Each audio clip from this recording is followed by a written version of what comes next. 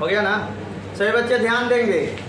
किसने कहा था कि संसार के मजदूरों एक हो जाओ, संसार के मजदूरों एक हो जाओ। पाने के लिए पूरी दुनिया है, पाने के लिए पूरी दुनिया है, और खोने के लिए तुम्हारे पैरों के जंजीर के अलावा कुछ भी नहीं। कार्ल मार्क्स ने कहा।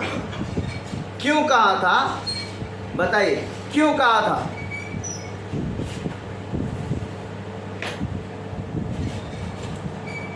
क्योंकि उस समय मजदूरों की स्थिति दयनीय हो पड़ी थी, दयनीय हो चुकी थी मजदूरों की स्थिति। तरह तरह के जुल्म, पगार में कटौती, पगार की बहुत कमी इत्यादि सारी चीज़ें मजदूरों के साथ हो रही थी। पूंजीपति वर्ग का उदय हो चुका था। पूंजीपति लोगों का उत्पादन के साधनों पर पूरा अधिकार रहता था। जो भी लाभ होता था ना बच्चों, वे मजदूरों तक बहुत कम पहुंचता था। जैसे मैंने मजदूर रख लिया, मजदूरों के 3-3 हज़ार रुपया पे मजदूरी पे रख लिया महीना में, मुझे बहुत लाभ हुआ, लेकिन उन लोगों को कोई उससे फायदा। तो इस तरह की जो व्यवस्था होती है उसको हम पूंजीपति व्यवस्था कहते हैं। क्या बोलते हैं? या पूंजीवादी व्यवस्था। फिलहाल हम लोग समाजवाद के बारे में पढ़ने जा रहे हैं। किसके बारे में पढ़ने जा रहे हैं? समाजवाद के बारे में। देखिए यहाँ पे एक वर्ड आपके सामने दिख रहा होगा, चमचमा रहा होगा। क्या लिखा है यहाँ पे? समाजवाद। ये समाजवाद क्या होता है? तो एक एक चीज देखिए यहाँ पे कह रहा है। समाजवाद ने समाज को एक नया आयाम दिया, नया एम्पलीट्यूड दिया। ठीक है ना? समाजवाद ने समाज को एक नया एम्पलीट्यूड दिया, आयाम दिया। ठीक है? 19वीं शताब्दी कहाँ से स्टार्ट होता है बहुआ? 1800 ईस्वी से। यहाँ से 19वीं शताब्दी क्या होगा? 1801, 1802, 1803 इत्यादि क्या है? 19वीं शताब्दी।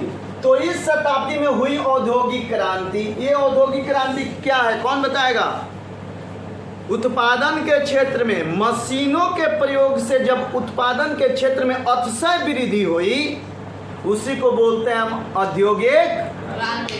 क्या बोलते हैं? मान लो कि 100 गो गाय है और दूध दूहना है, तो बताइए हाथ से दूहना हो तो आपका दोनों अंगूठा क्या हो जाएगा? फट से मशीन लगाइए, खट से दूध डिब्बा में, कितना जल्दी ये काम हो जाएगा। क्रांति हो जाएगी कि नहीं हो जाएगी? क्रांति का अर्थ क्या होता है? किसी चीज में एक भाई बहुत ज्यादा कौन चीज बदलाव, इसी को क्या बोलते हैं? तो औद्योगिक क्रांति का अर्थ क्या हुआ? उत्पादन के क्षेत्र में मशीनों के प्रयोग से आई अतिशय वृद्धि को हम क्या बोलते हैं? अरे बोलिए, क्या बोलते हैं? ऐसे थोड़ा सा मेरा गला फंस रहा है, ठीक है ना? तो उसकी भी व्यवस्था है।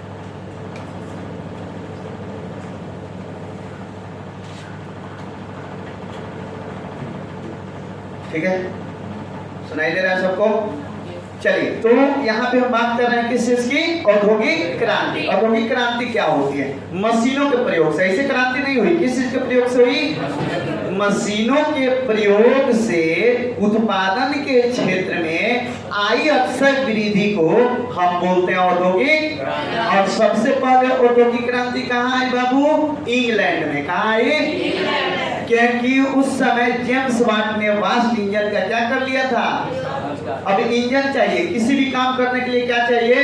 गेहूं पीसना हो, धान कूटना हो, पंखा चलाना हो, ये सारी चीजें किस चीज से होती हैं? इंजन से। और इंजन का निर्माण हुआ तो क्या हुआ? औद्योगिक क्रांति। समझ में आ गया बात? औद्योगिक क्रांति। तो 19वीं शताब्दी में औद्योगिक क्रांति के फलस्वरूप बच्चों समाज में दो वर्ग का उदय हुआ, मजदूर वर्ग, पूंजीपति वर्ग। मजदूर वर्ग, पूंजीपति जिसका कारखाना होता था, जिसमें बहुत सारे वर्कर काम करते थे, उसके मालिक को हम पूंजीपति कहते थे। क्या कहते थे? पूंजीपति कहते हैं। और उन सभी के ग्रुप को, पूंजीपतियों के ग्रुप को हम पूंजीपतियों का क्या बोलते हैं? समूह बोलते हैं। और जो वर्कर काम करते हैं उनके समूह को हम क्या बोलते थे? मजदूर। क्या बोलते थे? 19वीं शताब्दी में औद्योगिक क्रांति के फलस्वरूप समाज दो ग्रुपों में बांटा, एक पूंजीपति वर्ग, दूसरा अरे बोलिए मजदूर वर्ग। ठीक है, अब क्या होता था? तो पूंजीपति वर्ग मजदूरों का क्या करते थे? शोषण करते थे, मानसिक रूप से, शारीरिक रूप से और आर्थिक रूप से भी। मानसिक रूप से, शारीरिक रूप से और आर्थिक रूप से भी। मानसिक रूप से किसी को बोल देना, कुछ भी गाली दे देना, कुछ भी जो है उन लोगों को बोल देना। ये हो गया मानसिक। शारीरिक ज्यादा मेहनत करवाना, क्या हो गया शारीरिक। आर्थिक कम पगार देना, क्या हो जाएगा आर्थिक। तो पूंजीपति वर्ग मजदूरों का आर्थिक, शारीरिक और मानसिक तीनों तरफ पे क्या करती थी, शोषण। क्या करते थे, शोषण का अर्थ क्या होता है, दबाना, कुचलना, ठीक है ना, ये सब को हम क्या बोलते हैं, शोषण। तो यहाँ पे जो पूंजीपति वर्ग जो आपका बाबू निकल करके आया, ये मजदूरों और किसानों के स्थिति पर बढ़िया से ध्यान, जितना भी लाभ होता था गपच लेता था, और न तो मजदूर को उसमें देता था और न ही किसान को उससे मिलता था। बात समझ में आ रही है, उससे कोई फायदा किसी का। अभी मान लीजिए ट्रेन है ना, ट्रेन का टिकट कम होता है, क्यों, क्योंकि वह सरकारी संपत्ति है। अभी जो है आप सरकारी बस में जाओ हाफ किराया, प्राइवेट बस में जाओ फुल किराया। पटना जाना है आपको, सरकारी बस से जाओगे 250 रुपया और प्राइवेट से बस से जाओगे 450 रुपया। क्यों, क्योंकि वहां पे सरकार का अधिकार है। तो उत्पादन के सभी साधनों पे अगर सरकार का अधिकार होगा तो उसका रेट क्या हो जाएगा, कम हो जाएगा। लेकिन यहाँ तो पूंजीपतियों का अधिकार था उत्पादन के साधनों पर, तो रेट क्या होगा, बढ़ेगा। और बढ़ने वाले रेट से जो फायदा होगा वो मजदूरों को नहीं मिलेगा।